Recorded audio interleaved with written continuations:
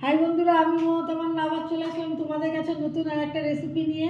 তো বন্ধুরা, আজকে আমি যে রেসিপিটা বানাবো সেটা হলো পাকা জলপাইয়ের মাখা।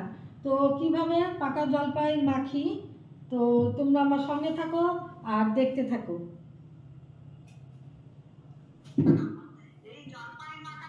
এই যে এটা হলো পাকা জলপাই, এই যে জলপাইগুলো খুব পাকা, একদম তুলতুলে।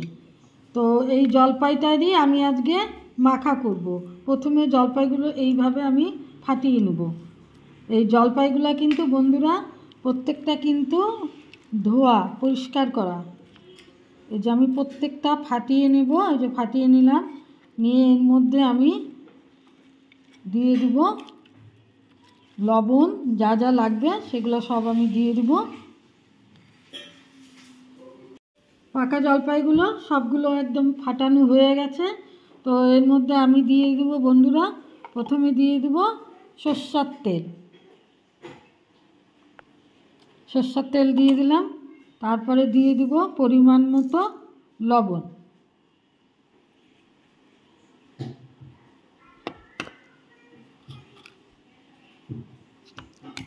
লবণ দেওয়া হয়ে গেল, এবার দিয়ে দেবো পরিমাণ মতো শুকনো লঙ্কার গুঁড়ো। আপনারা কাঁচা লঙ্কাও ফাটিয়ে দিতে পারেন। আর দিয়ে দেবো হলুদ গুঁড়ো।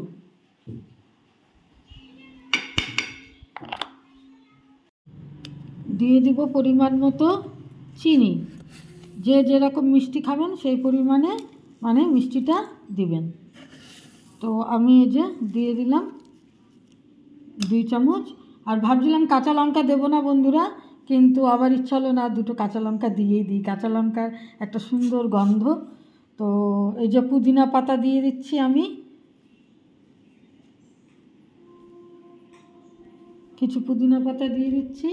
আর পুদিনা পাতার সাথে সাথে দিয়ে দেবো আমি ধনিয়া পাতা। ধনিয়া পাতাও দিয়ে দিলাম।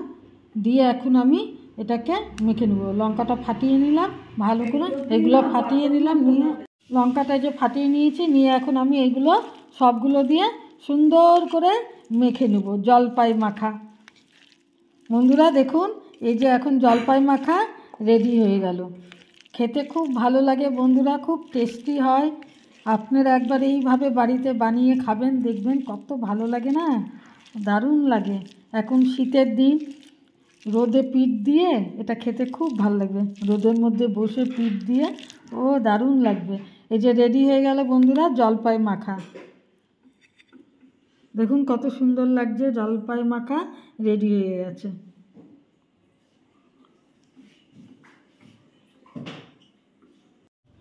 বন্ধুরা রেডি হয়ে গেছে জলপাই মাখা। দেখুন কত সুন্দর লাগছে জলপাই মাখা। বন্ধুরা, আমার এই রেসিপিটা যদি আপনাদের ভালো লেগে থাকে তাহলে প্লিজ লাইক, শেয়ার, কমেন্ট করবেন আর সাবস্ক্রাইব করে আমার চ্যানেলটার পাশে থাকবেন। দেখুন জলপাই মাখা কত সুন্দর টেস্টি।